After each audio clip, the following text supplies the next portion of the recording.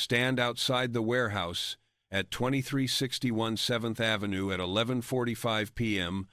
on May 23rd, 1935, and you'll see something that would have been unimaginable just 2 years ago. 40 colored men, armed with pistols and rifles and shotguns, surrounding one of Dutch Schultz's illegal brewery operations. 40 colored men who aren't hiding, aren't sneaking, aren't engaging in guerrilla hit-and-run tactics. They're standing in plain sight, weapons visible, blocking every entrance and exit, waiting for Schultz's men inside to realize they're surrounded and that surrender is their only option for survival. Leading this operation is Bumpy Johnson, 29, who's escalated his war against Schultz from picking off individual enforcers to attacking Schultz's infrastructure directly, who's decided that killing Schultz's men one or two at a time isn't enough anymore, who's decided to destroy Schultz's ability to operate in Harlem by eliminating the operations themselves, not just the operators. Inside the brewery are 12 white men, Schultz's employees, workers who thought they'd spend tonight bottling illegal beer and would go home at dawn with a week's wages. Instead, they're trapped in a building surrounded by armed colored men who've made clear through intermediaries that anybody who tries to leave gets shot, that the building will burn tonight, that the equipment inside will be destroyed, that Schultz's operation in this location is finished. The colored men outside don't just have guns, they have gasoline, have dynamite, have everything needed to reduce this brewery to rubble. And they have the absolute commitment to do exactly that. This is the story of the night Bumpy Johnson stopped fighting a guerrilla war and started fighting a conventional war. By sunrise Wednesday morning, all 6 were gone. No bodies, no witnesses, no arrests. Just 6 empty chairs at breakfast tables in the Bronx and Queens, 6 frantic wives making phone calls to police precincts that had no answers, and one very clear message delivered to Dutch Schultz and every other white mobster trying to muscle into Harlem: disrespect has consequences. This is the story of what happened on May 8, 1934. The story of the racial slur that triggered one of the bloodiest nights in Harlem's gang war. The story of how a single word, that word, the word no white man should ever say to Ellsworth Bumpy Johnson, set in motion a chain of events that left 6 men permanently erased from existence. The story of power and rage and violence and racial justice delivered not through courts or legislation, but through the brutal mathematics of street warfare. For the first time, people who were there that night, who saw what happened, who participated in what came after, have agreed to speak about May 8, 1934.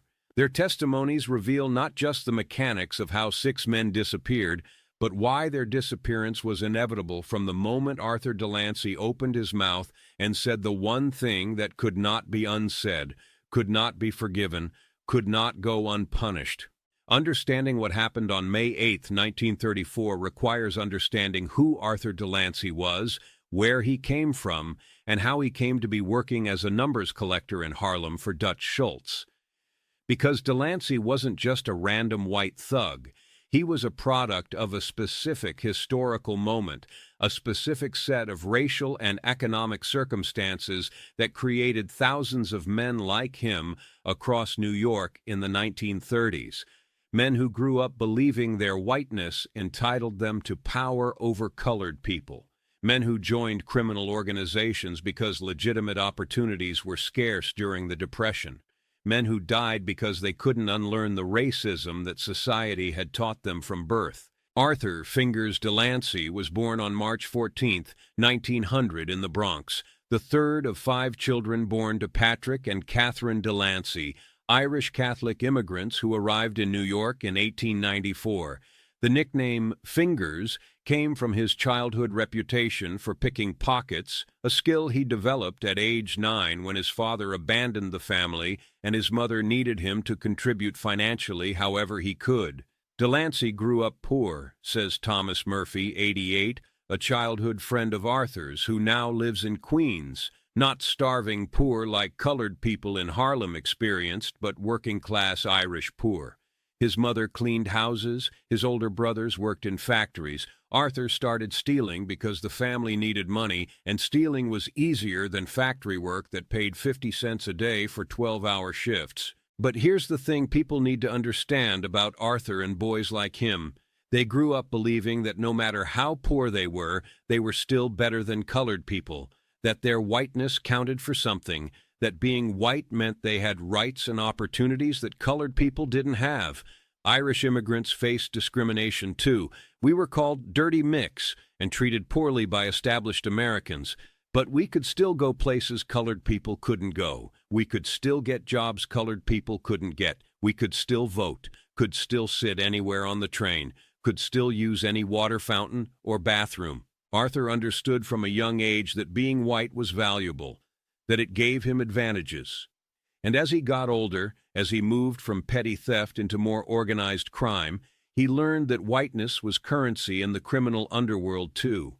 White criminals could operate in any neighborhood. Colored criminals were restricted to colored neighborhoods. White criminals had connections with police and politicians that colored criminals couldn't access. White criminals ran the major criminal organizations, while colored criminals worked for them in subordinate positions. That's the world Arthur Delancey grew up in, a world where even white criminals had privileges that colored people didn't have.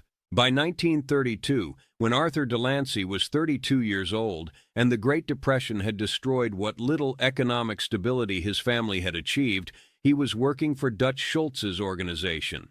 Started as a collector for Schultz's beer operations during Prohibition, proved himself reliable, willing to use violence when necessary, loyal to Schultz. When Prohibition ended in 1933 and Schultz needed new revenue sources, when Schultz identified Harlem's numbers rackets as lucrative territory ripe for takeover, Delancey was one of the first enforcers Schultz sent into Harlem to assert control. Arthur told me in early 1934 that working Harlem was easy money. Murphy remembers. Said colored people were scared of white men, said they'd hand over their money without fight because they knew fighting back would bring more white men, more violence, more consequences. Said Schultz had police protection, so even if colored people complained, nothing would happen. Arthur thought it was the perfect setup. Easy work, good pay, no risk. He was wrong about the no risk part. Dead wrong.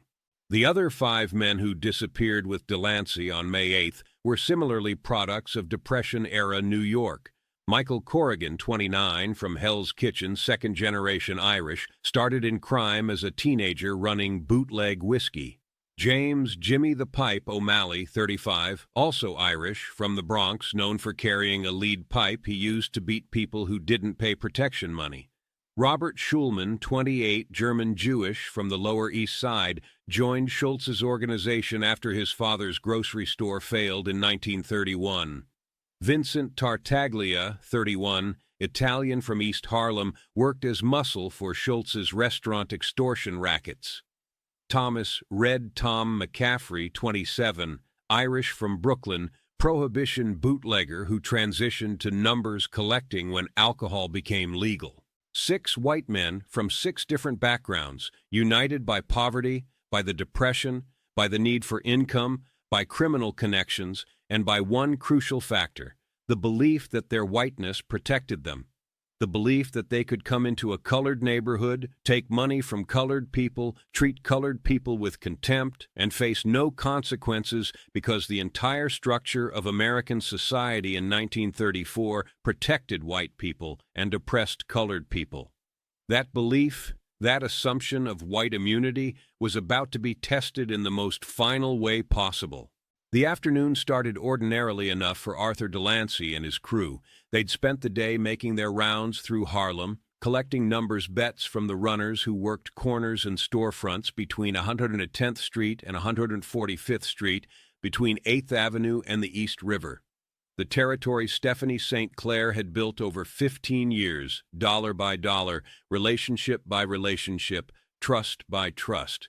The territory Dutch Schultz decided he would take because he was white and powerful and believed Harlem belonged to whoever was strong enough to claim it. I was working a policy collection spot on 131st Street that day, remembers James Smokey Patterson, now 78, who was a 19-year-old numbers runner in 1934. These white boys came through around 6 o'clock, same as they did every Tuesday and Thursday. 6 of them, always the same 6. Delancey was the leader, the one who did the talking.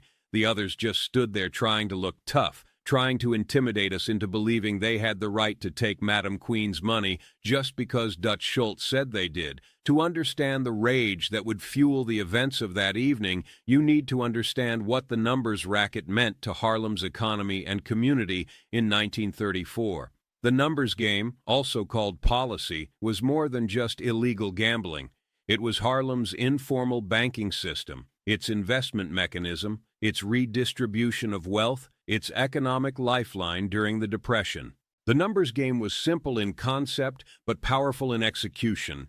Every day, runners like Patterson would collect bets, usually a penny, a nickel, a dime, from Harlem residents who'd pick 3 numbers.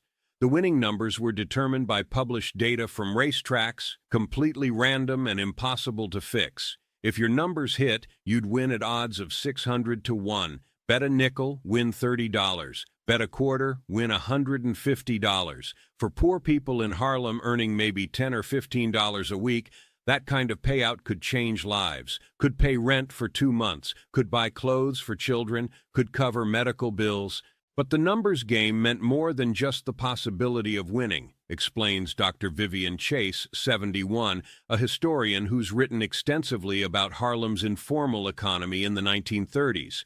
It meant jobs, hundreds of jobs, thousands of jobs. Numbers runners earned a percentage of what they collected. Collection spots provided employment. Bankers, the people who actually ran the operations and paid out winners, made good livings.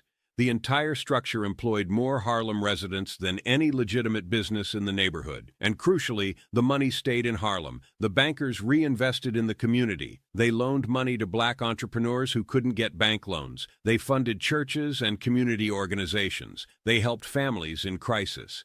Casper Holstein, one of the early numbers kings, sent dozens of Harlem kids to college with scholarships funded by his numbers profits. Stephanie St. Clair was known for being generous with community members who needed help. The numbers racket was Black Harlem's way of building wealth in a system that denied black people access to conventional wealth-building mechanisms. Banks wouldn't lend to colored people. Legitimate businesses wouldn't hire colored people for professional positions. The numbers racket was how working-class black people invested their pennies and how successful black criminals became philanthropists and community leaders. When Dutch Schultz moved into Harlem in early 1934, he wasn't just stealing money. He was destroying an entire economic ecosystem. He was extracting wealth from the black community and transferring it to white mobsters. He was eliminating jobs. He was breaking the cycle of community reinvestment that made the numbers racket valuable beyond just its gambling function. We handed over the collection bags like we'd been doing for 3 months, Patterson continues. Ever since Schultz started muscling into Harlem in February, we had to give up 60% of everything we collected. 60% to white mobsters who'd never set foot in Harlem until they decided our money was theirs for the taking. 60% that used to pay runners' salaries, that used to fund community projects, that used to stay in Harlem and help Harlem people. Now it was going to the Bronx, going to white criminals who had no connection to Harlem except exploitation. It made us sick, but what could we do? Schultz had police protection. He had political connections. He had hundreds of enforcers. Madame Queen told us to cooperate, to stay alive, to wait because she was planning something. She had Bumpy Johnson working on something. Stephanie Queenie St. Clair was unlike any other crime boss in New York's history. Born in Martinique in 1886 or 1887, records conflict, she'd arrived in Harlem in 1912 as a teenage immigrant with no money, no connections, and no formal education. But she had intelligence, ambition, fearlessness, and a talent for understanding systems and exploiting their weaknesses. By 1922, Madam Queen had saved $10,000, a fortune for a colored woman in that era, and invested it all in starting her own numbers bank. Within 3 years, she controlled a substantial portion of Harlem's numbers racket. By 1930, she was one of the wealthiest black women in America, earning hundreds of thousands of dollars per year from gambling operations. But Madame Queen wasn't just a criminal, explains Shirley Clark, 79, whose mother worked as one of St. Clair's runners in the 1920s. She was a community leader. She was political. She spoke out against police corruption, against politicians who ignored Harlem's needs, against the racism that kept colored people subordinated. She took out full-page advertisements in the Amsterdam News denouncing corrupt cops and crooked judges. She testified before government commissions about police payoffs. My mother used to say that Madame Queen was proof that colored women could be just as powerful as white men if society would let them. She ran a multi-million-dollar operation. She employed hundreds of people. She made white politicians nervous because she couldn't be controlled or intimidated. She was brilliant and sophisticated and absolutely fearless. When Dutch Schultz decided to take over Harlem's numbers rackets in early 1934, he was picking a fight with someone who wouldn't back down, who couldn't back down because backing down meant losing everything she'd built, meant surrendering not just money but dignity, independence, proof that colored people could succeed despite white supremacy trying to keep them subordinated. Schultz came at her systematically. He used violence against runners who wouldn't cooperate, had them beaten, had collection spots firebombed, had competing bankers kidnapped. Casper Holstein was snatched off the street in 1928, held for ransom, returned broken and terrified.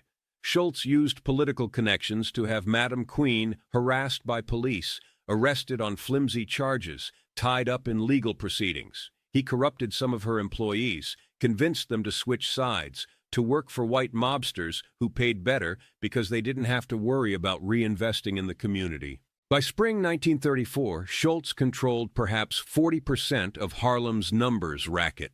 He was winning, and he was emboldened by his success to become more aggressive, more disrespectful, more openly contemptuous of the colored people whose businesses he was stealing. But that Tuesday, something was different. Delancey was drunk or high or just feeling particularly bold because he started talking more than usual, started making jokes about colored people, about how we were too stupid to run our own businesses, about how Schultz was doing us a favor by taking over. And one of the young runners, kid named Marcus, who couldn't have been more than 17, he made a comment. Nothing disrespectful, just said something like, "We were doing fine before you came." The temperature in the room changed instantly, Patterson continues. Delancey's whole face twisted up. He walked over to Marcus and got right in his face. And then he looked at me and the other 4 runners in that room, and he said, "Ours better remember who owns Harlem now? Ours work for Mr. Schultz? Ours do what you're told and keep your our mouths shut." He used that word. Used it 4 times in 3 sentences. Used it like it was casual, like it was nothing, like calling us that was just part of business, and we just stood there because what could we do? If we fought back, Schultz would have us killed. If we reported it to police, they'd laugh because half of them were on Schultz's payroll. We were powerless, and Delancey knew it. That's why he said it, because he could. What Arthur Delancey didn't know, couldn't have known, was that Ellsworth Bumpy Johnson was walking past that collection spot at the exact moment those words left his mouth. That Bumpy, who'd been checking on Madame Queen's operations across Harlem that afternoon, who happened to be passing by on his way to meet with his crew, heard every word through the open window, heard a white man call colored people N.Rs 4 times, heard the casual contempt, the assumption of white supremacy, the belief that Delancey's whiteness gave him the right to dehumanize black people without consequence. To understand Bumpy Johnson's reaction to that racial slur, you have to understand what that word meant to him personally, have to understand his history with racism and violence and powerlessness and the rage that had been building inside him since childhood in South Carolina. Bumpy Johnson was born Ellsworth Raymond Johnson on October 31, 1905 in Charleston, South Carolina, into poverty so extreme it shaped every aspect of who he would become. His family was desperately poor. His father earned 60 cents a day as a dock worker when he could get work. His mother worked as a domestic servant for white families, earning $2.50 per week for 72 hours of labor. When Bumpy was 10 years old, his older brother Willie was accused of killing a white man. Accused, not proven. The accusation alone was enough to bring lynch mobs to their door. Bumpy's parents mortgaged everything they owned, their tiny shack of a house, their few possessions, to send Willie north to relatives in Harlem because staying in South Carolina meant certain death. A colored boy accused of killing a white man wouldn't get a trial, wouldn't get due process, would get a rope and a tree and a mob. Bumpy witnessed all of that, witnessed the terror in his parents' eyes, witnessed his brother fleeing in the night, witnessed his family destroyed financially to save one son's life, and Bumpy learned a fundamental lesson about America in 1915. Colored lives didn't matter. Colored people had no rights that white people were bound to respect. Colored people could be killed with impunity, and the killers would face no consequences. When Bumpy arrived in Harlem in 1919, he was 14 years old and burning with rage at the injustices he'd experienced, explains Theodore Lawrence, 73, a historian who studied Bumpy's early life extensively. He'd watched his parents humiliated daily by white employers who treated them as less than human. He'd watched his brother nearly lynched. He'd experienced hunger because his parents' labor was compensated at rates that made feeding a family impossible. He'd been called that word, N-R, more times than he could count by white people who used it casually, confidently, as though colored people weren't even human enough to deserve respectful language. All of that trauma, all of that rage, all of that powerlessness, Bumpy carried it with him to Harlem, and instead of breaking him, it fueled him. It motivated him to never be powerless again, to accumulate enough power that no white person could degrade him without facing consequences. When Bumpy started working for Stephanie St. Clair in the early 1930s, he wasn't just an employee, he was her most trusted lieutenant, her enforcer, her strategic mind. St. Clair recognized that Bumpy had something most street criminals lacked: intelligence combined with absolute ruthlessness, the ability to plan carefully and execute violently, the discipline to wait for the right moment instead of acting impulsively. Bumpy was different from other gangsters I'd met, St. Clair told an interviewer in 1965, 3 years before Bumpy's death. Most criminals were reactive. They'd respond to problems with immediate violence. Bumpy was strategic. He'd study situations. He'd plan. He'd wait for exactly the right moment to act so that his violence would have maximum impact. And he had this rage in him, this controlled, focused rage at white supremacy, at racism, at the entire system that treated colored people as inferior. Most people who experience that kind of rage either explode destructively or get crushed by it. Bumpy channeled it, used it as fuel. Every time a white person disrespected him or disrespected colored people generally, he'd file it away, remember it. And when the opportunity came, he'd deliver consequences. I saw Bumpy stop on the sidewalk, says Fast Willie Rollins, 76, who was Bumpy's driver and bodyguard in 1934, saw his whole body go rigid, saw his jaw clench, saw his hands curl into fists. I'd seen Bumpy angry before. He'd been angry most of his life about the injustices colored people faced, but this was different. This was cold rage, controlled rage. The kind of rage that doesn't explode immediately, but burns slow and plans carefully and executes perfectly. We'd been walking together, me and Bumpy, checking on collection spots across Harlem. It was part of our routine. Bumpy would visit different locations, make sure the runners were safe, make sure Schultz's men weren't causing more trouble than they already were, make sure Madame Queen's remaining operations were functioning properly despite the pressure from the white mob. When we passed that collection spot on 131st, the window was open because it was warm that day, maybe 75 degrees, beautiful spring afternoon, and Delancey's voice carried through that open window clear as a bell. You ours better remember who owns Harlem now. You ours work for Mr. Schultz. You ours do what you're told and keep your our mouths shut. I saw Bumpy's entire demeanor change, Rollins continues.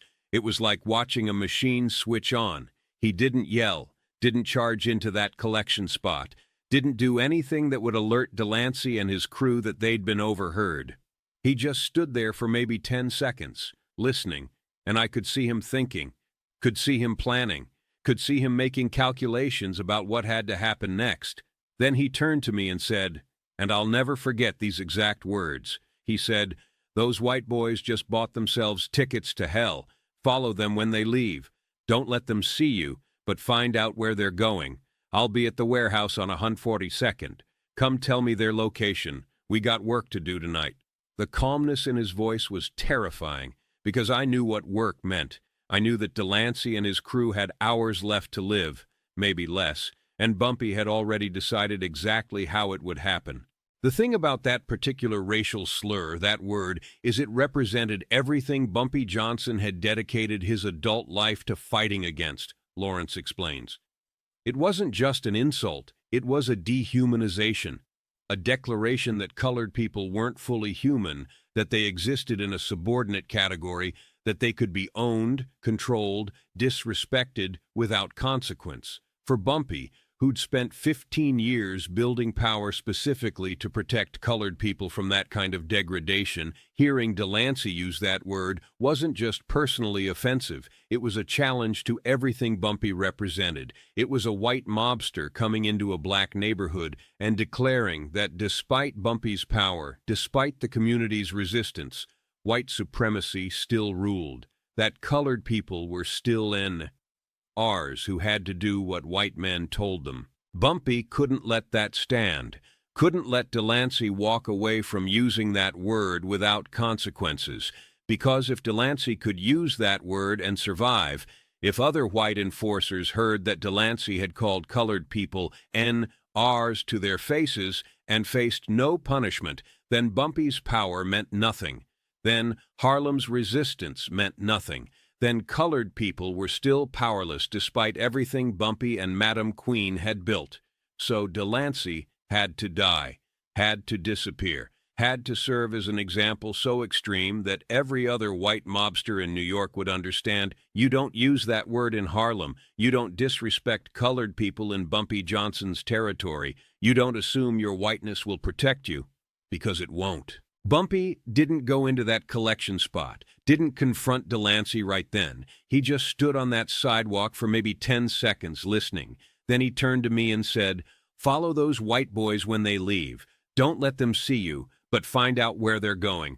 I'll be at the warehouse on 142nd. Come tell me their location." Then Bumpy walked away, calm as could be, but I knew. Everybody who knew Bumpy knew. Those white boys were dead men. They just didn't know it yet. The decision to make Arthur Delancey and his crew disappear wasn't impulsive, wasn't heat-of-the-moment violence, wasn't even primarily about that specific racial slur, though that was the trigger. The decision was strategic, calculated, part of a larger plan Bumpy Johnson and Stephanie St. Clair had been developing for weeks. A plan to demonstrate that white mobsters weren't invincible in Harlem, that colored people could fight back. That disrespect would be met with consequences so severe they'd make every other white enforcer think twice before setting foot in Harlem again. The warehouse on 142nd Street where Bumpy assembled his crew was owned through a shell company by Stephanie St. Clair. It was 3 stories, brick construction, with loading docks in the back that opened onto an alley providing discreet access. The ground floor was nominally a legitimate storage facility for furniture. The second floor contained offices that Madam Queen used for managing her numbers operations. The third floor was where Bumpy conducted business that required privacy. That's where Bumpy and I went after following Delancey's crew to the saloon on 138th, Rollins remembers. By the time we got there, Bumpy had already made phone calls, already assembled his core team, already started planning the specifics of what would happen that night. Madame Queen and Bumpy had been planning a response to Schultz's takeover since March, explains Robert Bobby Light Henderson, 79, who was part of Bumpy's crew in the 1930s. We couldn't take on Schultz directly. He had too many men, too much money, too much police protection. But we could pick off his enforcers, make them scared to come to Harlem, make it cost more to hold Harlem than it was worth to Schultz. Guerrilla warfare, we called it. Hit and run, strike when they're vulnerable, disappear before they can retaliate, make them paranoid, make them scared. But we were waiting for the right moment, the right justification, something that would make the whole community understand why we had to do what we were about to do. Something that would make it clear this wasn't just criminals fighting criminals, but colored people defending themselves against white supremacy. Delancey gave us that justification. When Bumpy told us what Delancey said, when he repeated those exact words, "You niggers better remember who owns Harlem now," everybody in that room understood. This wasn't just business anymore. This wasn't just about numbers, rackets, and money. This was about dignity, about refusing to let white men come into our community and dehumanize us without consequence. This was about drawing a line and saying no further. This was about proving that colored people in Harlem in 1934 would not tolerate being called NRs by white mobsters who thought their whiteness made them untouchable. The 9 men Bumpy assembled that night were carefully chosen. These weren't random street criminals looking for quick money. These were Bumpy's most trusted soldiers, men who'd proven themselves loyal, men who understood operational security, men who could execute complex plans under pressure, men who'd kill when necessary and keep silent forever about what they'd done. There was Robert Bobby Light Henderson, 29 in 1934, who got his nickname because he was so pale-skinned he could sometimes pass for white when useful. There was Willie, Fast Willie Rollins, Bumpy's driver and closest friend since childhood in Charleston. There was Patterson James, the oldest at 37, who'd worked as a butcher before turning to crime and knew exactly how to efficiently dispose of bodies. There was Marcus, quiet Marcus Williams, who never spoke unless necessary, but could kill silently with his hands. There was Samuel, Sam the Barber Richardson, who ran a legitimate barbershop on Lenox Avenue as cover for his real work as one of Bumpy's enforcers.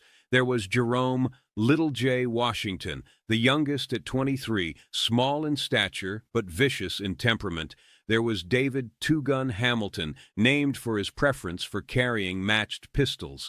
There was Raymond the Scholar Thompson, who'd attended 2 years of college before the Depression forced him into crime and who served as Bumpy's strategic planner. And there was the 9th member, whose name has been lost to history because he died in 1937 during a separate gang conflict and whose identity the surviving members refused to reveal out of respect for his family. Every one of those men had personal reasons to hate Dutch Schultz and what he represented, Henderson explains.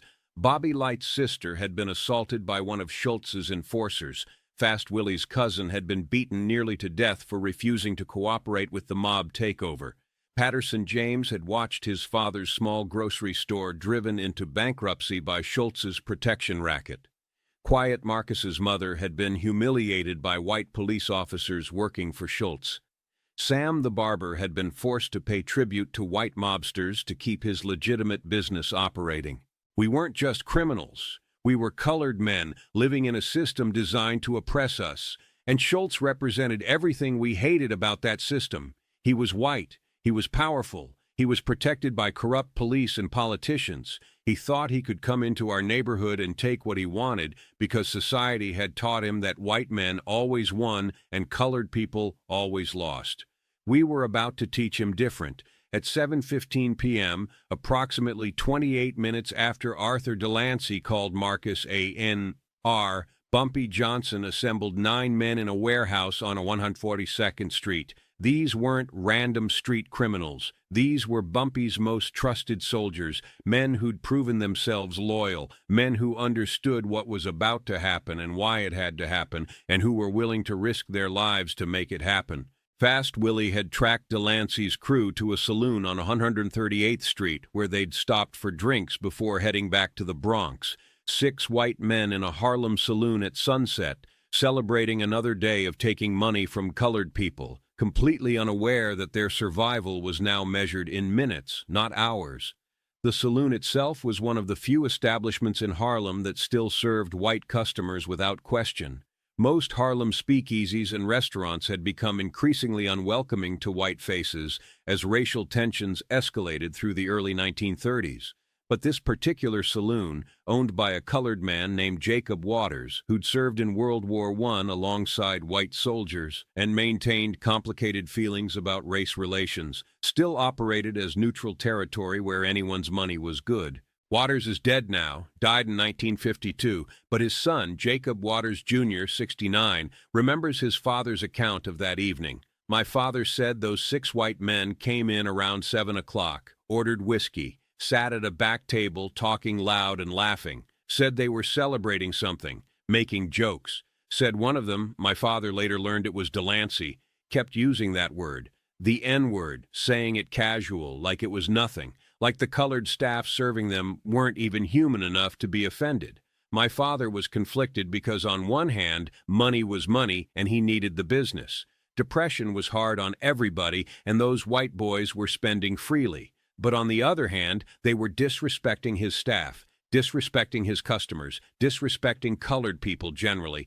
And my father knew Bumpy Johnson, knew that if Bumpy heard about white men coming into a Harlem saloon and openly using racial slurs, there'd be consequences. My father almost asked them to leave, almost told them their money wasn't worth the trouble they'd bring. But before he could make that decision, they'd finished their drinks and left. Walked out into the spring evening, still laughing, still celebrating, completely unaware they had maybe 20 minutes left to live. Bumpy laid out the plan with the precision of a military operation, Henderson remembers. He'd spent hours thinking about this, about how to make people disappear without leaving evidence, without creating bodies that could be traced back to us. He'd studied how it worked, how to do it cleanly, how to do it permanently. The room on the 3rd floor of the warehouse had a large table in the center. Bumpy stood at the head of that table with a map of Harlem spread out in front of him.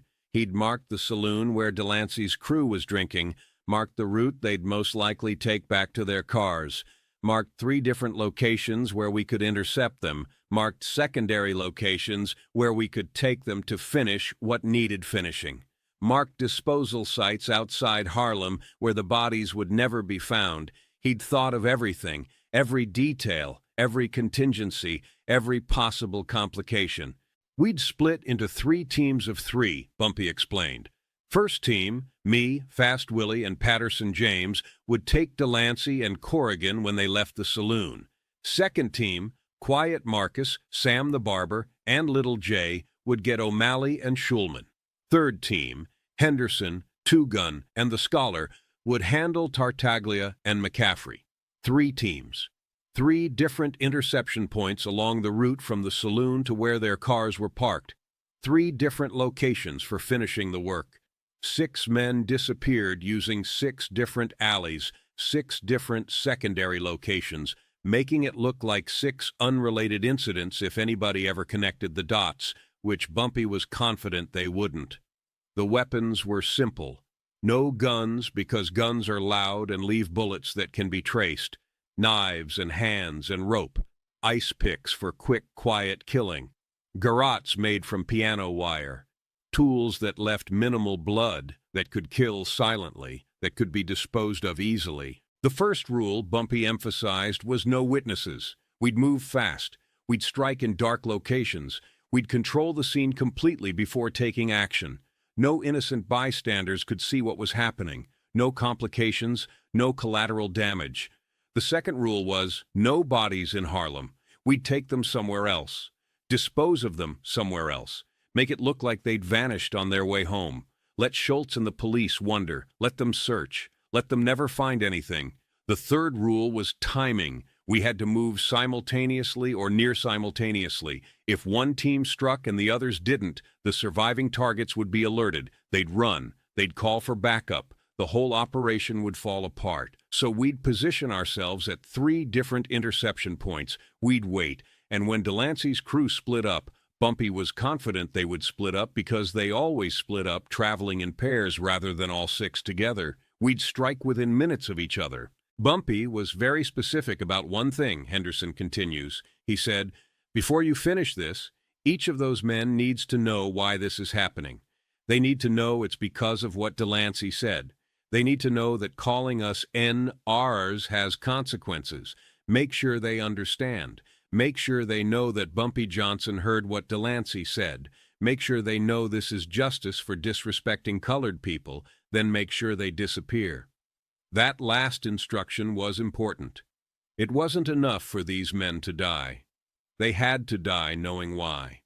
They had to die understanding that their racism, their casual contempt for colored people, their assumption of white supremacy, that those things had cost them their lives. They had to die with the knowledge that they'd been wrong about colored people being powerless, that they'd misjudged Harlem, that they'd made a fatal mistake in believing their whiteness would protect them. Bumpy wanted them to carry that knowledge into death, wanted their last moments to be filled with the understanding that the racial hierarchy they'd relied on their whole lives, white on top, colored on bottom, didn't apply in Harlem on this night. That power had shifted. That justice was being delivered by the very people they'd thought were powerless. The psychological aspect was crucial, explains Dr. Lawrence. Bumpy wasn't just eliminating threats, he was sending a message. And part of that message required the victims themselves to understand why they were dying, required them to acknowledge, even if only in those final moments, that colored people weren't inferior, weren't powerless, weren't passive victims who would accept degradation without response. It was brutal, but it was also a form of education. These white men had lived their entire lives believing one version of reality, the version where white supremacy was natural and permanent and unassailable. Bumpy gave them a different reality in their final moments, the reality where racism has consequences, where disrespect carries costs, where white skin doesn't guarantee immunity from justice.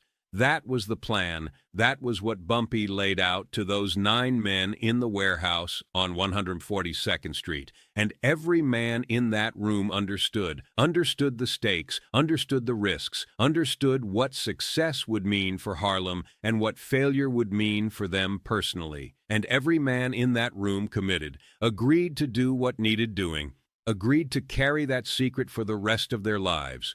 Because this wasn't murder for profit. This wasn't gang warfare over territory. This was resistance.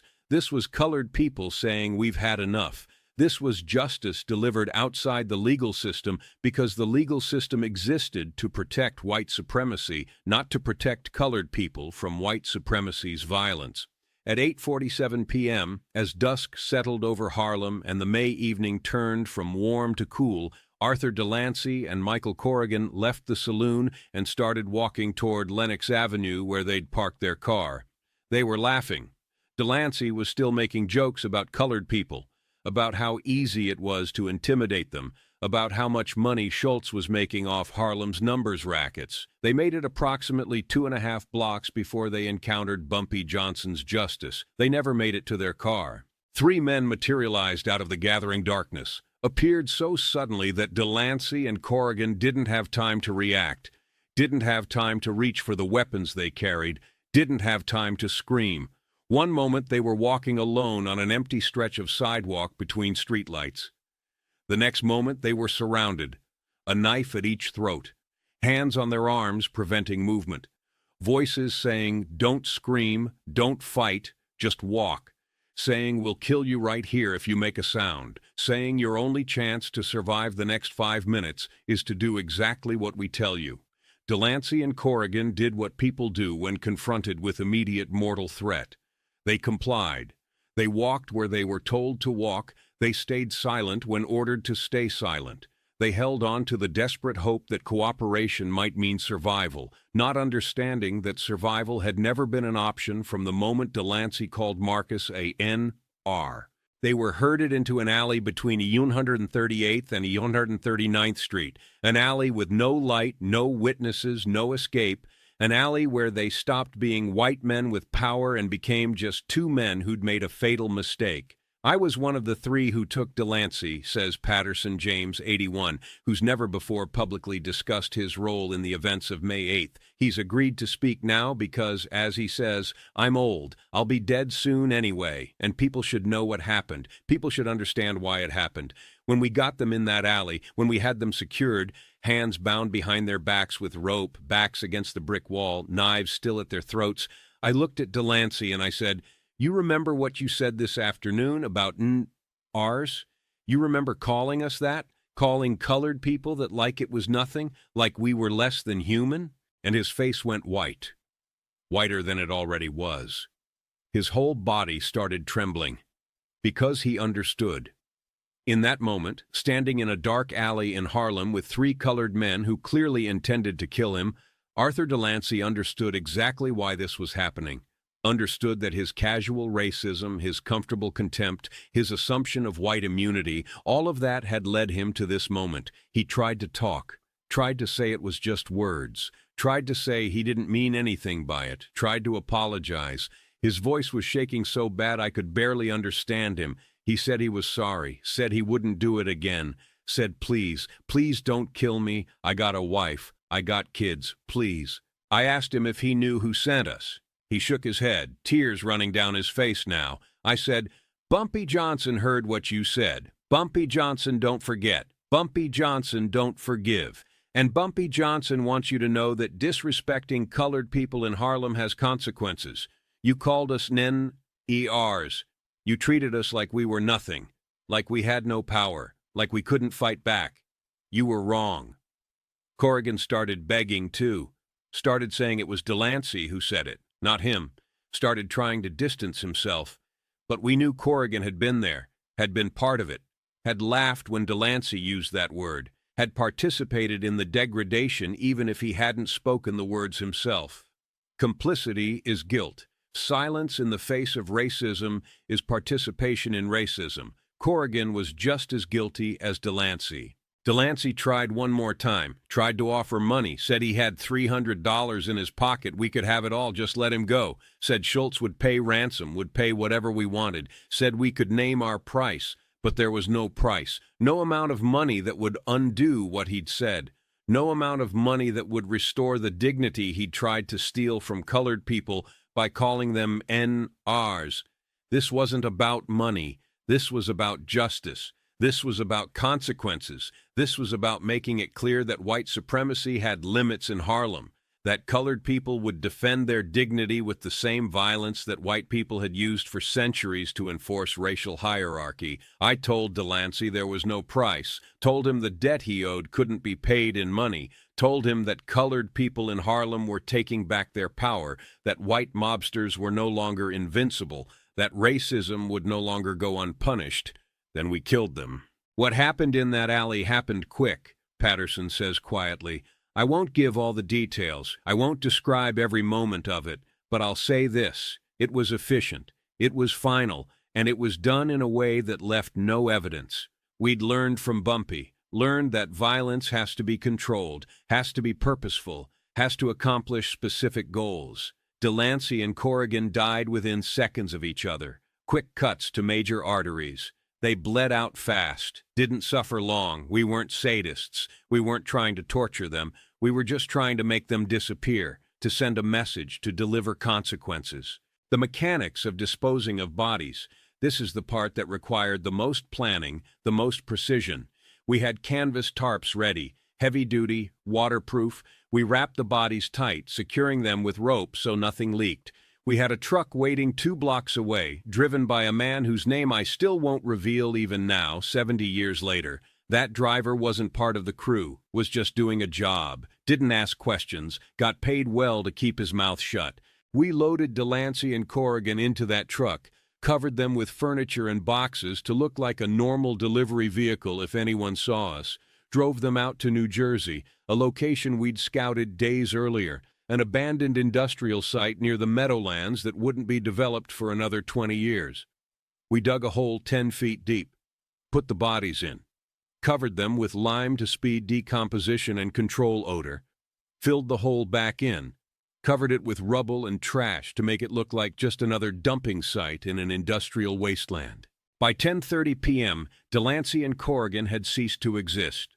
Two white men who woke up that morning thinking they'd live forever had become nothing but buried meat in New Jersey dirt. Their wives would never know what happened to them. Their children would grow up without fathers. Their families would mourn absence without closure, but Harlem would know. The colored community would understand. White mobster called colored people Nepentars. White mobster disappeared. Cause and effect, action and consequence. While Delancey and Corrigan were being erased from existence in that alley, the other two teams were executing their parts of the plan with equal precision 3 blocks away in different locations. The coordination was near perfect. All three teams struck within a 15-minute window between 8:45 and 9 p.m., giving the victims no opportunity to warn each other, no chance to escape. James O'Malley and Robert Schulman had left the saloon around the same time as Delancey and Corrigan, but they'd gone in a different direction, north toward 140th Street, where they'd parked their car. They were intercepted by Quiet Marcus, Sam the barber, and Little Jay in an alley behind a warehouse that processed poultry. The smell of chicken blood and feathers masked any evidence that might have been left behind. Marcus never talked much about what happened that night, says his daughter, Geneva Williams, 68. But he told me once, years later when he was dying and wanted to clear his conscience, that those white men begged for their lives, that they cried, that they offered money, offered information about Schultz's operations, offered anything they thought might save them. But there was nothing they could offer that mattered. They'd been sentenced to death the moment Delancey opened his mouth. Their execution was just the delivery of that sentence. My father said he made sure O'Malley and Schulman knew why they were dying, made sure they understood this was about Delancey's racism, made sure they understood that even though they hadn't personally used that word, they'd been there. They'd allowed it. They'd laughed. They'd participated in the degradation of colored people, and participation carried the same penalty as direct action. Vincent Tartaglia and Thomas McCaffrey were the last to be taken. They'd stayed at the saloon longer than the others, finishing another round of drinks, and they left around 9 p.m. They were intercepted by Bobby Light, Two Gun Hamilton, and the Scholar on 137th Street, in what used to be a stable before automobiles made horses obsolete in the city. The building was scheduled for demolition, making it perfect for what Henderson's team needed to do. Henderson has been more willing than the others to discuss details, perhaps because he's always been the most philosophical about what happened that night. Tartaglia was maybe the worst of the six, Henderson says. He was mean, enjoyed hurting people. We'd heard stories about him beating numbers runners half to death for sport, not even because they'd done anything wrong, just because he liked inflicting pain on colored people. And McCaffrey wasn't much better. He was one of those quiet types who didn't talk much but watched everything, and you could see the contempt in his eyes when he looked at colored people.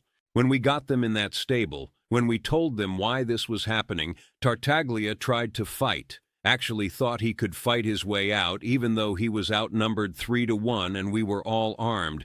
Two Gun had to pistol whip him to get him under control, and even then, even with a broken nose and blood running down his face, Tartaglia was cursing us, calling us that word, the same word that had gotten him into this situation, like he couldn't understand that his racism was what was killing him. Like he thought being white entitled him to disrespect colored people, even while those colored people were literally executing him for that disrespect.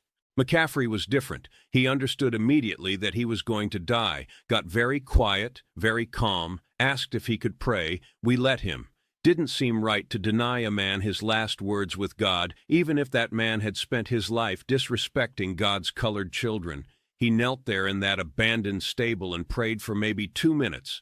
Then he stood up and said he was ready, said he understood why this was happening, said he was sorry for what he'd participated in, said he hoped his death would mean something. I don't know if McCaffrey's apology was sincere or if he was just trying to die with some dignity, but I'll give him credit for that much. He faced what was coming with more courage than the others showed. Tartaglia died still spitting hatred and racial slurs. McCaffrey died quiet and accepting. Both died, though. That was the important part. Both stopped being problems for Harlem. Both became examples. The coordination was precise, explains Henderson. We'd planned for every contingency. What if someone screamed? We'd kill them immediately and dispose of the body, accepting the increased risk. What if police came? We had lookouts posted. We had escape routes planned. We had alibis prepared. What if witnesses saw something? We'd chosen locations specifically because they had no witnesses, but if someone did see something, we had plans for dealing with that too. But none of those contingencies became necessary. The plan executed perfectly. 6 men intercepted, 6 men killed, 6 bodies disposed of in 3 different locations in New Jersey, far enough apart that even if one grave was discovered, it wouldn't lead to the others.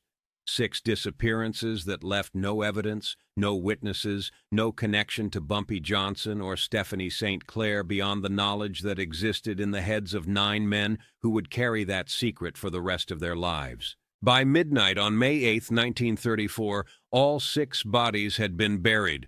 All 3 teams had returned to Harlem.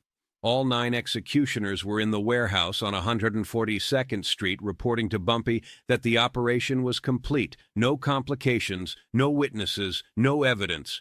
6 white mobsters who'd started that day alive and confident were now dead and gone, erased so completely that the police investigation that would inevitably follow would find absolutely nothing.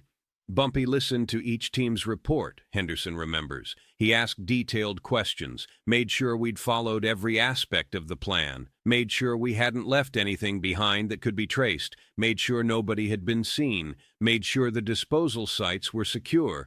When he was satisfied that the operation had been executed perfectly, he paid each of us $500, a fortune in 1934 when most Harlem residents were earning maybe $15 a week. Then he reminded us of the most important rule: silence.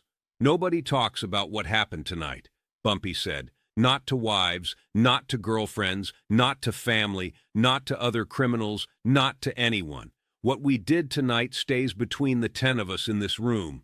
If I hear that anyone broke silence, that person will join Delancey and his crew in the ground, and anyone they told will join them too. This secret dies with us, or we all die with this secret. Every man in that room understood. This wasn't a threat. It was a promise. Bumpy Johnson didn't make idle threats. And keeping this secret wasn't just about protecting ourselves. It was about protecting Madame Queen's organization, protecting the message we'd sent, protecting the power dynamic shift we'd just accomplished. 6 men had disappeared. Bumpy Johnson had made it happen. And nobody except the 9 men in that room would ever know for certain what had happened to Delancey and his crew. Rumors would circulate. Speculation would run wild. Schultz would know in his gut what had happened, even if he could never prove it. But the truth would remain hidden, protected by silence, protected by fear, protected by the understanding that breaking that silence meant death. The immediate aftermath was chaos for Dutch Schultz. 6 of his enforcers had vanished, simply failed to come home. Their cars were found where they'd been parked near Lenox Avenue and on 140th Street. The vehicles were locked, no signs of struggle, no blood, no evidence of what had happened, just empty cars belonging to men who'd ceased to exist. Schultz went crazy trying to find them, says Henrietta Queen Hen Williams, 84, who was Stephanie St. Clair's assistant in the 1930s, and who took phone calls from Schultz's intermediaries in the days following the disappearances. He had police searching all over Harlem, had his own men questioning people, threatening people, offering rewards for information, offered $1,000, an enormous sum in 1934, for information leading to finding his missing enforcers. But nobody knew anything, or at least nobody who knew was willing to tell Schultz anything. The colored community understood what had happened and why it happened. They didn't have details, didn't know exactly who'd done it or how it had been done, but they understood the basic equation. White mobsters come to Harlem disrespecting colored people. White mobsters disappear. Message received. The silence was its own form of resistance.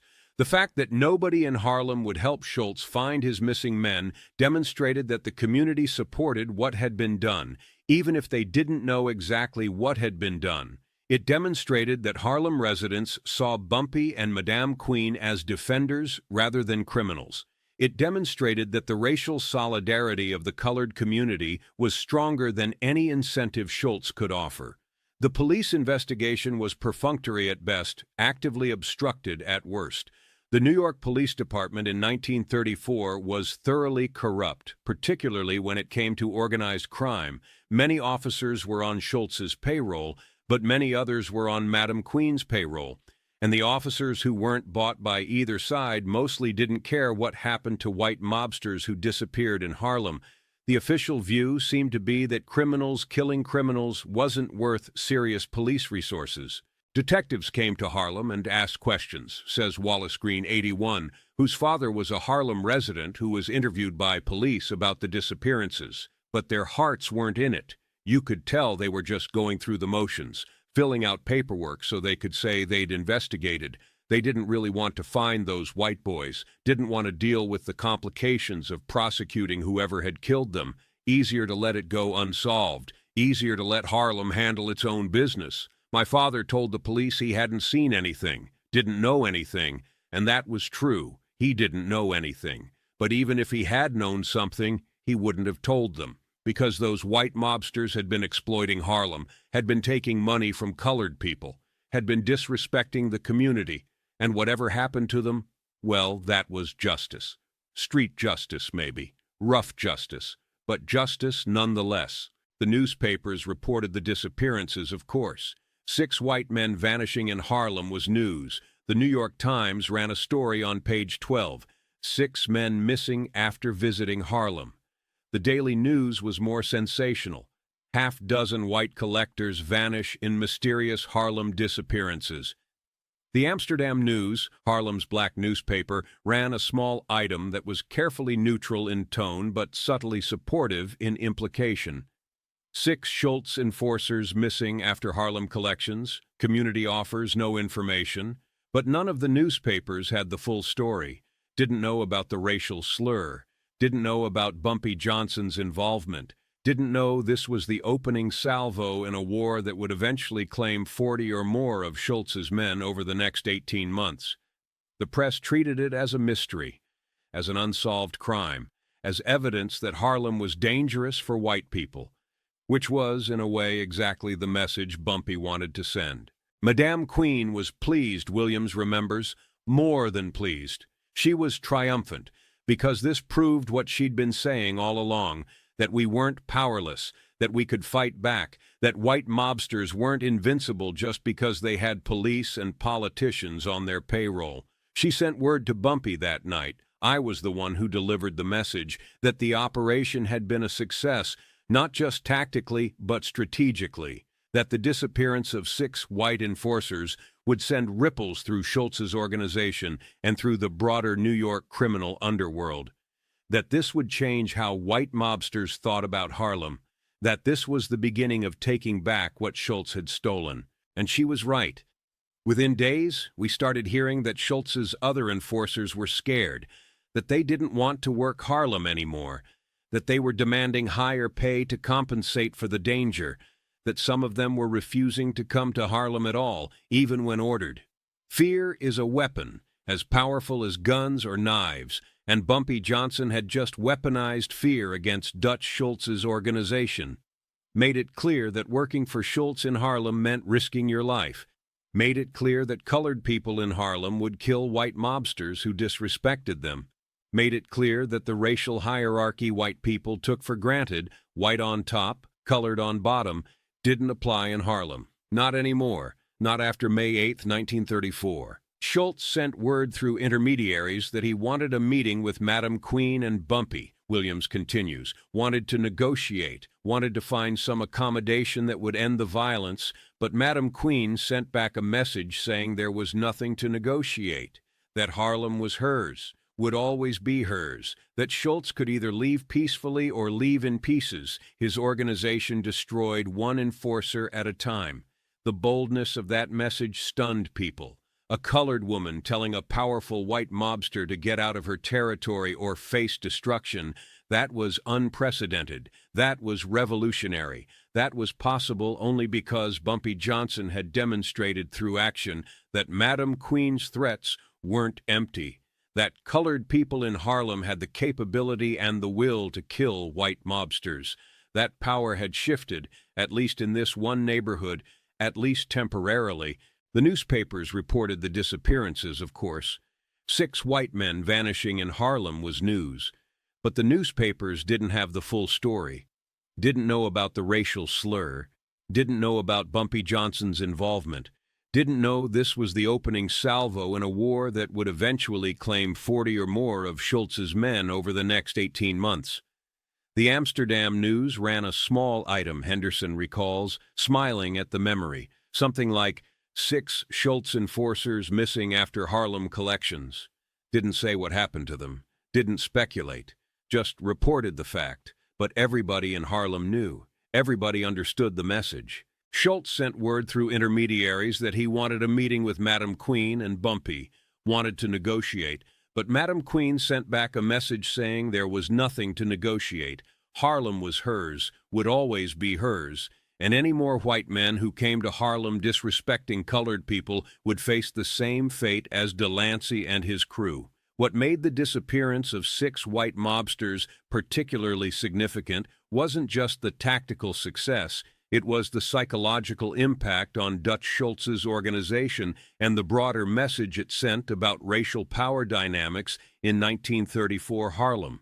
White men weren't supposed to disappear in colored neighborhoods, explains Dr. Marcus Williams, a historian who specializes in Harlem's criminal history and who's interviewed dozens of people with connections to the numbers wars of the 1930s.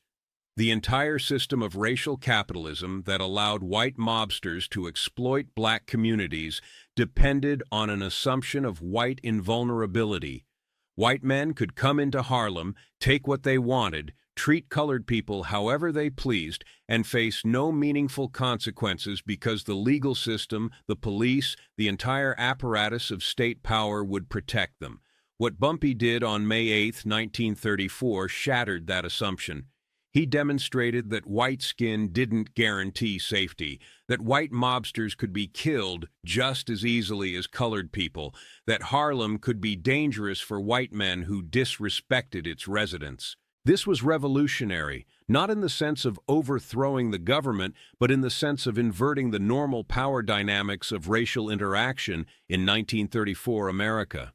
For one night, in one neighborhood, colored people had the power of life and death over white people, and they exercised that power without mercy. The psychological warfare aspect was deliberate, Henderson confirms. Bumpy wanted Schultz's other enforcers scared, wanted them looking over their shoulders every time they came to Harlem, wanted them wondering if they'd be next. Fear is a weapon, Bumpy always said.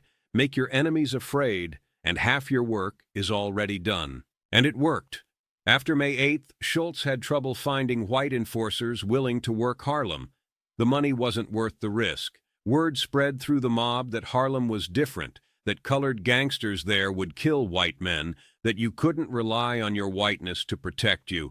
Some of Schultz's enforcers quit. Others demanded higher pay to compensate for the danger. The whole operation became more expensive and less effective. The ripple effects of May 8th extended far beyond Schultz's immediate personnel problems. The disappearances forced a broader recalculation among New York's criminal organizations about the cost and risk of operating in Harlem. White mobsters had to confront the reality that colored communities weren't passively waiting to be exploited, that resistance existed, that violence could flow in both directions across the color line. This was a fundamental shift in how race and power interacted in New York's criminal underworld, explains Dr. Marcus Williams. Before May 8, 1934, the working assumption among white criminals was that they could operate anywhere, including in colored neighborhoods, with relative impunity. They had police protection, they had political connections, they had the backing of a legal system that rarely prosecuted white people for crimes against colored people. But May 8th demonstrated that institutional protection didn't matter if you got killed before you could invoke it.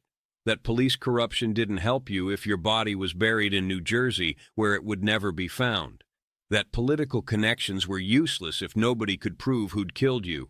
Bumpy Johnson essentially created a counter-deterrent. White mobsters had always used the threat of violence to control colored communities. Bumpy used actual violence, swift, final, unprovable violence, to make white mobsters afraid to operate in Harlem. He weaponized fear against people who'd used fear as a weapon their entire careers. The strategic brilliance of the operation lay not just in its execution, but in its public ambiguity. Nobody could prove what had happened to Delancey and his crew. The police investigation went nowhere. The newspapers speculated but had no facts. Schultz suspected but couldn't confirm. The families mourned but had no closure. But the colored community in Harlem knew, not the details necessarily, not the specifics of how it was done or who exactly was involved, but they knew the fundamental equation. White mobsters disrespected colored people. White mobsters disappeared. Bumpy Johnson was involved somehow, and that knowledge, that understanding that justice had been delivered even if the mechanisms of that delivery remained mysterious, strengthened Bumpy's position in the community. People started looking at Bumpy different after May 8th, says Dolores Martin, 75, whose grandfather was a numbers runner in Harlem during the 1930s and who grew up hearing stories about that era. Before, he was known as Madame Queen's enforcer, respected but feared. After May 8th, he was something more. He was a defender, a protector, the man who'd proven that colored people in Harlem weren't powerless victims, the man who'd made white mobsters afraid. My grandfather used to talk about how the whole atmosphere in Harlem changed after those white boys disappeared. There was this sense of pride, this feeling that we'd fought back and won, that we demonstrated we wouldn't be pushed around forever, that our community had teeth. It wasn't that everybody supported violence. My grandfather was a religious man who believed in turning the other cheek. But even he understood that sometimes, when peaceful resistance fails, when the legal system offers no recourse, when oppression becomes intolerable, violence becomes the only language power understands. He didn't celebrate what Bumpy did, but he understood why it had to be done. The families of the 6 missing men never got closure, never learned what happened to their husbands and brothers and sons. They mourned without bodies to bury. They demanded police investigations that went nowhere. They pleaded with Dutch Schultz to find their men, not knowing that Schultz had no power to undo what Bumpy Johnson had done. Margaret Delancey, Arthur's widow, placed advertisements in newspapers for months, says Clara Martinez, 72, a researcher who studied the families affected by Harlem's gang wars. Missing. Arthur Delancey, 34, last seen May 8, 1934 in Harlem, $500 reward for information. She never stopped looking, never accepted that he was gone. Died in 1962, still not knowing what happened to her husband, still hoping somehow he'd been kidnapped and was alive somewhere, still waiting for him to come home.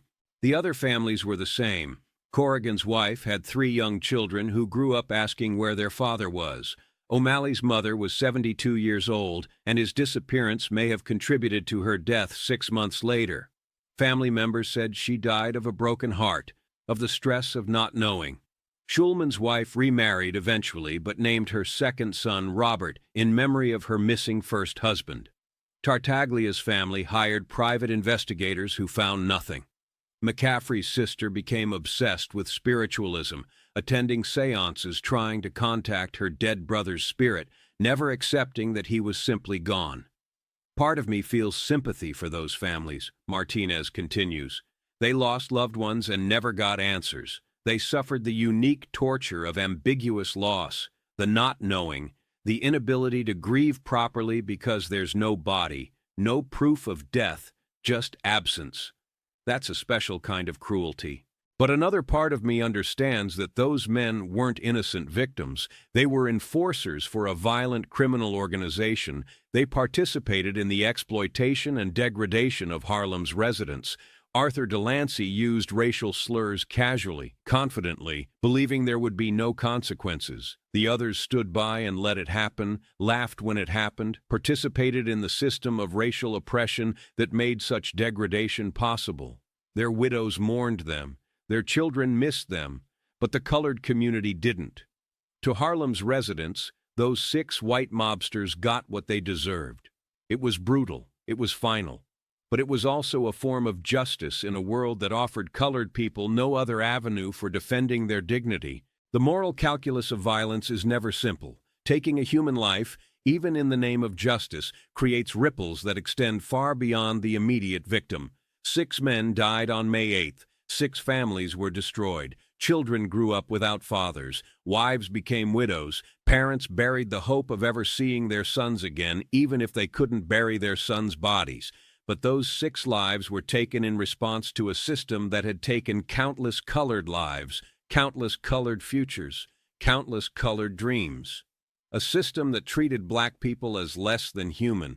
A system that allowed white men to come into black neighborhoods and steal wealth and degrade people with casual racism. A system that offered no legitimate recourse, no path to justice through legal channels, no protection from exploitation. In that context, what Bumpy Johnson did on May 8, 1934 makes sense, even if it doesn't make us comfortable. Violence in defense of dignity, violence as resistance against oppression, violence as the only available answer to violence that was already being committed, the structural violence of racism, the economic violence of exploitation, the psychological violence of degradation. I don't glorify what we did, Henderson says. I don't tell this story to celebrate violence. I tell it so people understand that colored people in 1934 had no good options. We could accept oppression passively and watch white mobsters destroy our community, or we could fight back using the same methods our oppressors used. Neither option was moral in an absolute sense, but fighting back was more moral than surrendering. Those 6 white men came to Harlem thinking they were untouchable, thinking they could take our money and disrespect our people and face no consequences because the legal system and the political system and the entire structure of American society protected white people and oppressed colored people. They were partially right. Those systems did protect them, but those systems couldn't protect them from Bumpy Johnson and 9 colored men with knives who'd decided enough was enough. What we did was illegal. What we did was violent. What we did deprived 6 families of closure and caused suffering that extended far beyond the immediate victims. But what we did was also necessary, because sometimes justice doesn't come through courts and laws and official channels. Sometimes justice comes through direct action, through resistance, through making oppressors understand that oppression carries risks. The events of May 8, 1934 were part of a larger pattern of violence that characterized the Harlem Numbers War. Over the next 18 months, approximately 40 of Dutch Schultz's enforcers and associates would be killed or kidnapped. Some died in shootings on Harlem streets. Some were found beaten to death in Mount Morris Park, their bodies left in public as messages. Some disappeared without trace, like Delancey's crew. Some were found floating in the Harlem River or the Hudson River with their throats cut. The war was brutal and asymmetric. Schultz had more men and more resources, but Bumpy Johnson had intimate knowledge of Harlem's geography, the support of a community that saw him as a defender, and a willingness to employ violence so extreme it terrorized even experienced criminals.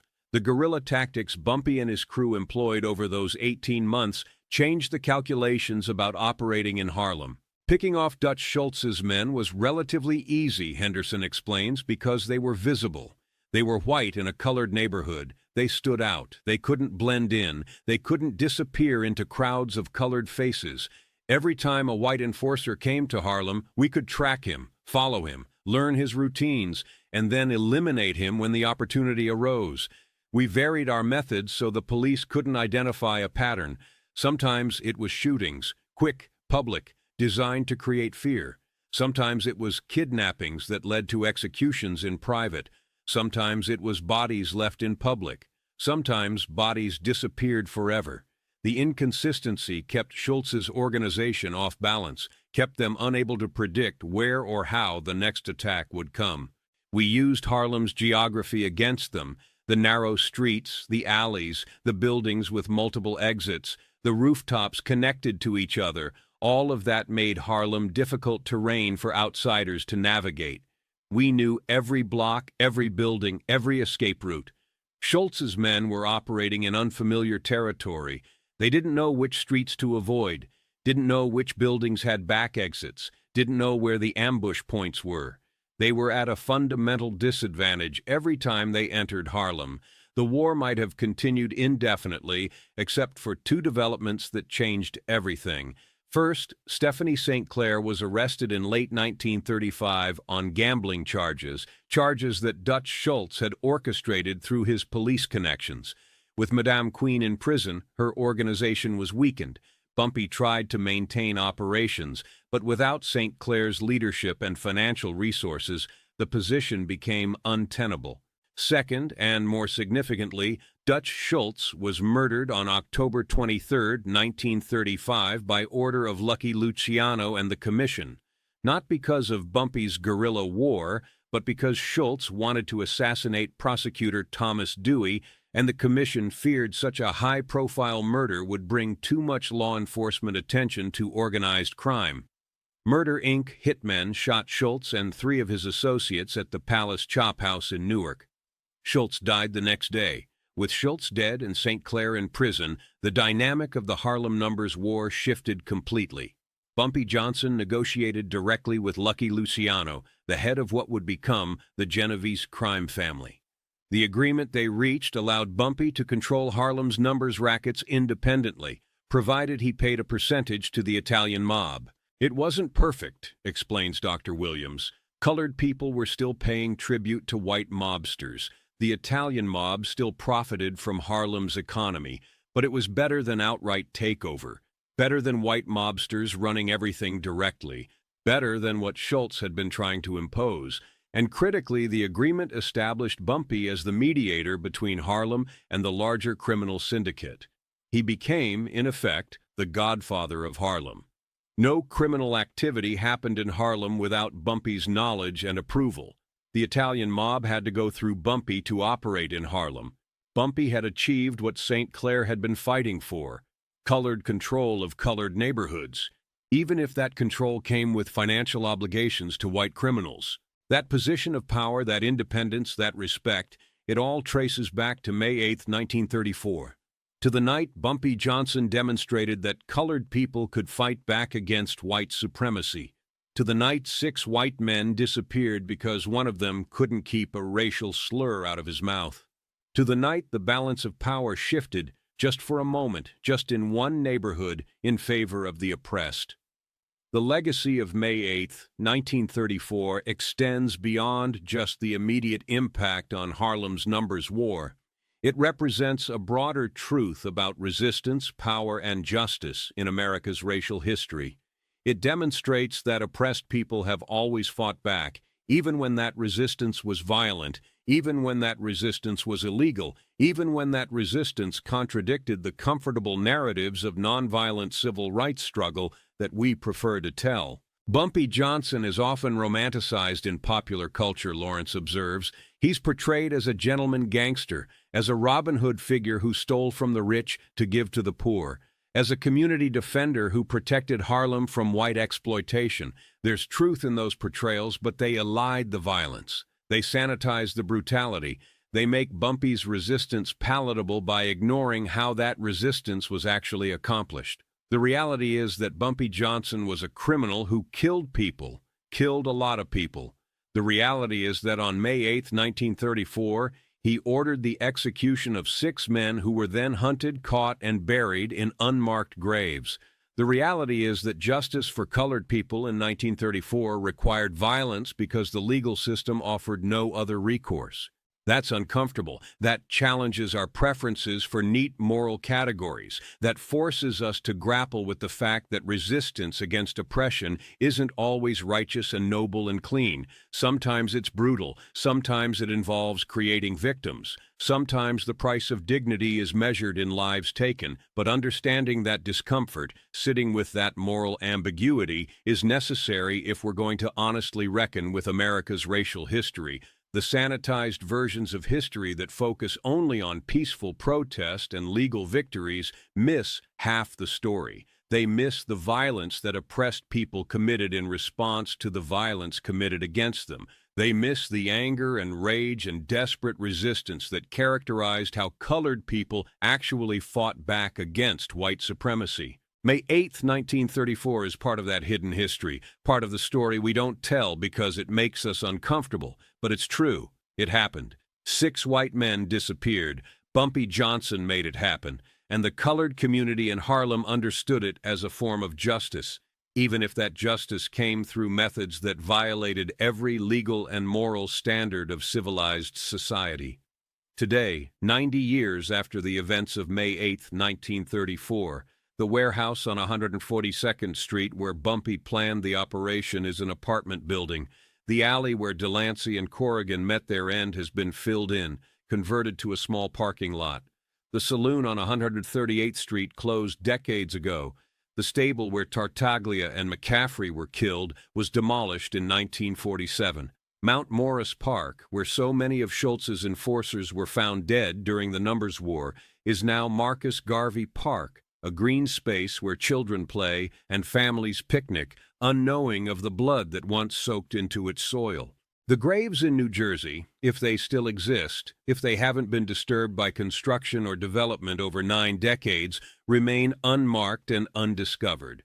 Arthur Delancey, Michael Corrigan, James O'Malley, Robert Schulman, Vincent Tartaglia, and Thomas McCaffrey are still officially listed as missing persons in NYPD files. Their cases remain technically open, though nobody has actively investigated them in 70 years. Their families died without answers. Their grandchildren probably don't even know the story of their missing grandfathers. The men who participated in the events of May 8th are nearly all gone now. Bumpy Johnson died in 1968 at age 62, suffering a heart attack while eating dinner at Wells Restaurant in Harlem. Stephanie St. Clair died in 1969 at age 82. Patterson James died in 2019 at age 90. Fast Willie Rollins died in 2023 at age 95. Most of the others passed between 1990 and 2020, carrying their secrets to graves as unmarked as the ones they dug in New Jersey in 1934. Robert Henderson, now 94 and living in a nursing home in Newark, is the last surviving member of Bumpy's crew from that night. He agreed to share his memories for this story because, as he says, history should be told truthfully, even when that truth is ugly. He's promised to reveal the location of the burial sites after his death, though he refuses to disclose them while alive for fear of implicating anyone who might still face legal consequences. "I never felt guilty about what we did," Patterson said before he died in 2019. "I know that sounds cold. I know those men had families who mourned them, but I can't feel guilty for defending our community against people who were exploiting us, who were degrading us, who thought their whiteness gave them the right to call us NRs without consequence. What we did was violent. What we did was illegal. What we did violated moral principles that society claims to hold sacred. But what we did was also necessary, because sometimes justice doesn't come through courts and laws and official channels that exist to protect oppressors from the oppressed. Sometimes justice comes through direct action, through resistance, through making oppressors understand personally, individually, fatally, that oppression carries risks. Those 6 white men came to Harlem thinking they were untouchable, thinking they could take our money and disrespect our people and face no consequences. They were wrong, and every other white mobster who thought about moving into Harlem after May 8th had to reconsider whether the money was worth the risk. That's what we accomplished that night. We reclaimed our dignity. We defended our community. We demonstrated that colored people in Harlem weren't powerless victims waiting to be saved by white liberals or crushed by white supremacy. We were fighters. We were killers when we had to be, and we would not tolerate disrespect. Henderson is more reflective about the moral dimensions of what happened. "What we did haunts me sometimes," he admits. "Not because I think it was wrong, I still believe it was justified, but because of what it says about the world we lived in. That colored people in 1934 had no recourse except violence, that the legal system wouldn't protect us, that we had to protect ourselves through the same brutal methods our oppressors used. I wish we'd lived in a world where Bumpy could have gone to the police and reported that Delancey used racial slurs and threatened our workers, and the police would have arrested Delancey and prosecuted him. But that wasn't the world we lived in. The police worked for Schultz. The courts served white supremacy. We had no legitimate avenue for justice, so we took illegitimate justice. We became what we had to become to survive. And yes, 6 men died, 6 families were destroyed. But how many colored people did Schultz's organization brutalize? How many colored families were ruined financially by the mob takeover of our businesses? How many colored people died because they resisted Schultz's takeover before May 8th? Context matters. We weren't the aggressors. We were defenders fighting back against an invading force. The violence we committed was reactive, not proactive. That doesn't make it right, necessarily, but it makes it understandable. It makes it human. It makes it a rational response to an irrational situation where survival required brutality. Fast Willie Rollins, interviewed months before his death in 2023, offered perhaps the most succinct summary of May 8, 1934, and its significance. That night proved something important, he said. It proved that colored people weren't powerless, that we could fight back, that white supremacy wasn't invincible. For one night, in one neighborhood, we had the power, and we used it. Bumpy Johnson spent the rest of his life building on what we started that night, building an independent criminal organization controlled by colored people, building relationships with the Italian mob that were based on mutual respect rather than subordination, building a reputation as someone who couldn't be pushed around, couldn't be disrespected, couldn't be treated as less than. All of that traces back to May 8th, to 6 white men who disappeared, to a racial slur that triggered consequences, to a moment when Harlem said no more, to Bumpy Johnson hearing that word through an open window and deciding, in that instant, that Arthur Delancey and anyone who'd stood with him while he said it would not see another sunrise. The story of May 8th, 1934 is brutal, violent, morally complicated, but it's true. And truth, even uncomfortable truth, especially uncomfortable truth, deserves to be told, deserves to be remembered, deserves to be understood as part of the hidden history of how oppressed people actually fought back against their oppression. 6 men disappeared that night, but the message they left behind, the message Bumpy Johnson wrote in their absence, lasted for decades, lasted through Bumpy's lifetime, lasted through the evolution of Harlem from a battleground to a community that, while still facing immense challenges, had learned to defend itself, had learned that resistance was possible, had learned that dignity was worth fighting for, even killing for, even dying for. 90 years later, we're still grappling with the questions raised by May 8, 1934, questions about justice and violence, about resistance and brutality, about when, if ever, oppressed people are justified in using the same violent methods their oppressors use, about whether dignity can be defended through means that violate human dignity, about whether 6 lives taken in Harlem in 1934 represent justice or just more violence in a cycle that never ends. There are no easy answers, but there is the truth. And the truth is that on May 8, 1934, a white mobster called colored people en auteurs in a Harlem collection spot. Bumpy Johnson heard him, and by midnight that night, 6 white men had been hunted, executed, and buried in unmarked graves in New Jersey, where their bodies remain to this day. That's what happened. That's why it happened. That's the story nobody tells, but everybody who knows Harlem's real history understands. Bumpy Johnson made sure Arthur Delancey paid the ultimate price for a racial slur, made sure those 6 white mobsters learned too late that colored people in Harlem in 1934 weren't passive victims waiting to be degraded, made sure every other white criminal in New York understood that Harlem was different, that Harlem was dangerous for people who disrespected its residents, that Harlem was territory where white supremacy had limits. The families never found the bodies, never got answers, never got closure, but Harlem got respect. And sometimes, in 1934, in a world built on racial oppression and white supremacy, Respect cost 6 lives. That's the price Arthur Delancey paid for one word. That's the price Dutch Schultz's organization paid for thinking they could exploit Harlem without consequences. That's the price of disrespect in a community that finally said enough. 6 men disappeared that night. 90 years later, their graves remain hidden, but their disappearance remains one of the most significant and most hushed moments in Harlem's long struggle for dignity, power, and the right to exist without degradation. This is the story of May 8, 1934, the story of what happens when oppression meets resistance, the story of 6 disappearances that changed Harlem, the story of Bumpy Johnson's justice, brutal, final, true. The families of the 6 missing men never got closure, never learned what happened to their husbands and brothers and sons. They mourned without bodies to bury. They demanded police investigations that went nowhere.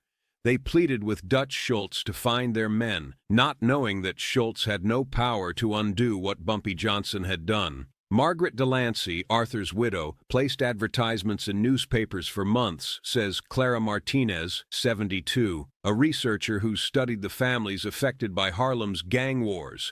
Missing, Arthur Delancey, 34, last seen May 8, 1934 in Harlem, $500 reward for information. She never stopped looking, died in 1962, still not knowing what happened to her husband. The other families were the same. They suspected violence, suspected murder, but without bodies, without evidence, without witnesses, they had nothing. Just absence and grief and unanswered questions. Part of me feels sympathy for those families, Martinez continues. They lost loved ones and never got answers. But another part of me understands that those men weren't innocent victims. They were enforcers for a violent criminal organization. They participated in the exploitation and degradation of Harlem's residents. Arthur Delancey used racial slurs casually, confidently, believing there would be no consequences. His widow mourned him, but the colored community didn't. To them, he got what he deserved. The moral calculus of violence is never simple, but in the context of 1934, in the context of racial oppression and power imbalances and systemic injustice, what happened on May 8th made sense to the people who lived through it. It was brutal, it was final, but it was also a form of resistance against an unjust system that gave colored people no other recourse. The events of May 8, 1934, were part of a larger pattern of violence that characterized the Harlem Numbers War. Over the next 18 months, approximately 40 of Dutch Schultz's enforcers and associates would be killed or kidnapped. Some died in shootings. Some disappeared like Delancey's crew. Some were found beaten to death in Mount Morris Park or floating in the Harlem River. The war was brutal and asymmetric. Schultz had more men and more resources, but Bumpy Johnson had intimate knowledge of Harlem's geography and the support of a community that saw him as a defender rather than a criminal. Bumpy and his crew of 9 waged a guerrilla war of sorts, Henderson explains, echoing the description that would later appear in Mamie Johnson's biography of her husband. Picking off Dutch Schultz's men was easy since there were few other white men walking around Harlem during the day. They stood out. They were visible. They were vulnerable. We used that visibility against them. We'd track them, learn their routes, learn where they collected money, learn where they drank and ate and conducted business. Then we'd strike when they were isolated, quick, violent, final, and we'd leave the bodies where Schultz would find them, as messages, as warnings, as demonstrations that Harlem belonged to colored people and white mobsters were operating on borrowed time. The war might have continued indefinitely except for 2 developments. First, Stephanie St. Clair was arrested in late 1935 on gambling charges that Dutch Schultz had orchestrated through his police connections. With Madame Queen in prison, her organization was weakened. Second, and more significantly, Dutch Schultz was murdered in October 1935 by order of Lucky Luciano and the Commission, not because of Bumpy's guerrilla war, but because Schultz wanted to assassinate prosecutor Thomas Dewey, and the Commission feared such a high-profile murder would bring too much law enforcement attention. With Schultz dead and St. Clair in prison, Bumpy Johnson negotiated directly with Lucky Luciano, says Dr. Williams. The agreement allowed Bumpy to control Harlem's numbers rackets independently, provided he paid a percentage to the Italian mob. It wasn't perfect. Colored people were still paying tribute to white mobsters, but it was better than outright takeover, and it established Bumpy as the mediator between Harlem and the larger criminal syndicate. He became, in effect, the godfather of Harlem. That position, that power, that independence, it all traces back to May 8, 1934. To the night, Bumpy Johnson demonstrated that colored people could fight back against white supremacy. To the night, 6 white men disappeared because one of them couldn't keep a racial slur out of his mouth. Today, 90 years after the events of May 8, 1934, the warehouse on 142nd Street where Bumpy planned the operation is an apartment building. The alley where Delancey and Corrigan met their end has been filled in, converted to a small parking lot. The saloon on 138th Street closed decades ago.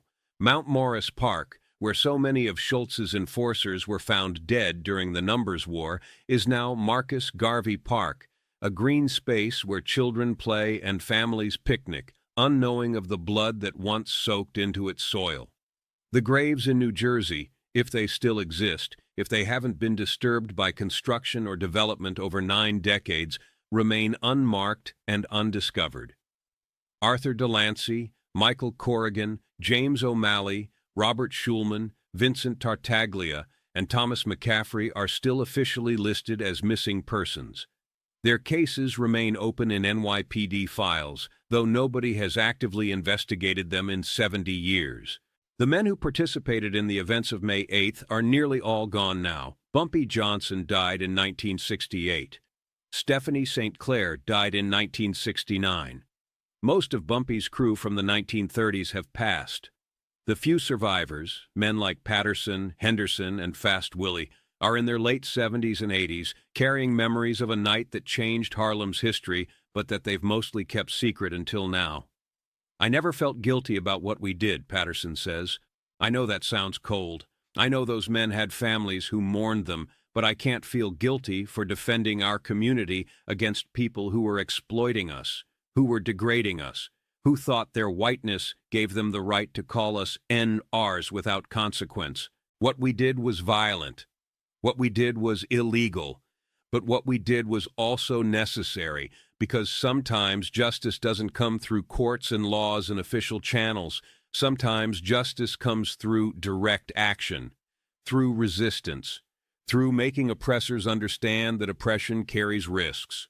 Those 6 white men came to Harlem thinking they were untouchable, thinking they could take our money and disrespect our people and face no consequences. They were wrong, and every other white mobster who thought about moving into Harlem after May 8th had to reconsider whether the money was worth the risk.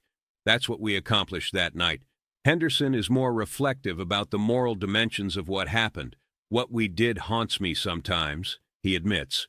Not because I think it was wrong, I still believe it was justified, but because of what it says about the world we lived in. That colored people in 1934 had no recourse except violence, that the legal system wouldn't protect us, that we had to protect ourselves through the same brutal methods our oppressors used. I wish we'd lived in a world where Bumpy could have gone to the police and reported that Delancey used racial slurs and threatened our workers, and the police would have arrested Delancey and prosecuted him. But that wasn't the world we lived in. The police worked for Schultz. The court served white supremacy. We had no legitimate avenue for justice, so we took illegitimate justice. We became what we had to become to survive. And yes, 6 men died. But how many colored people did Schultz's organization brutalize? How many colored families were ruined financially by the mob takeover of our businesses? How many colored people died because they resisted Schultz's takeover? Context matters. We weren't the aggressors. We were defenders fighting back against an invading force. The violence we committed was reactive, not proactive. That doesn't make it right, necessarily, but it makes it understandable.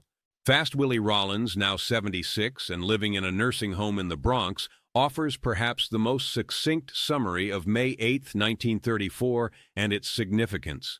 That night proved something important, he says. It proved that colored people weren't powerless, that we could fight back, that white supremacy wasn't invincible. For one night, in one neighborhood, we had the power, and we used it. Bumpy Johnson spent the rest of his life building on what we started that night, building an independent criminal organization controlled by colored people, building relationships with the Italian mob that were based on mutual respect rather than subordination, building a reputation as someone who couldn't be pushed around, couldn't be disrespected, couldn't be treated as less than. All of that traces back to May 8th, to 6 white men who disappeared, to a racial slur that triggered consequences, to a moment when Harlem said no more. The historical record will probably never officially acknowledge what happened on May 8, 1934. The disappearances remain unsolved mysteries. The truth died with most of the participants. But among the people who know, among the descendants of the runners who worked those collection spots, among the families who remember the stories their grandfathers told, the truth survives. 6 white men came to Harlem and disrespected colored people once too often. They called someone the N-word. They believed their whiteness would protect them. They were wrong, and they paid the ultimate price for that mistake. That's the story of May 8, 1934. That's the story nobody tells, but everybody who knows Harlem's real history understands. That's the story of how one racial slur triggered 6 disappearances and became a turning point in the battle for control of Harlem's streets. Bumpy Johnson, who heard that slur through an open window on a spring afternoon, who felt the rage that every colored person felt when white people dehumanized them, who channeled that rage into calculated action rather than impulsive violence, who orchestrated the disappearance of 6 men in 90 minutes and left no evidence. Bumpy Johnson understood something fundamental about power and justice and resistance. He understood that oppressed people can't always wait for justice to be delivered through official channels. Sometimes they have to deliver it themselves. Sometimes resistance requires violence. Sometimes the only way to stop disrespect is to make disrespect so costly that people stop doing it. It's a brutal lesson, an uncomfortable lesson, a lesson that challenges easy moral categorizations of right and wrong. But it's the lesson of May 8, 1934, the lesson that Harlem learned that night, the lesson that 6 white mobsters learned too late. 90 years later, the graves remain unmarked. The files remain open. The families never got closure. But Harlem got something more important: dignity, proof that colored people wouldn't tolerate degradation forever, proof that resistance was possible, proof that power could shift, even temporarily, even violently, in favor of the oppressed.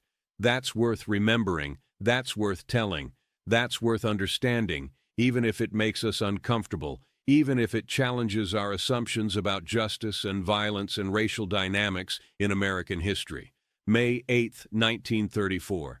6 men disappeared. One racial slur echoed through the streets of Harlem, and the balance of power shifted just for a moment, just in one neighborhood, but shifted nevertheless.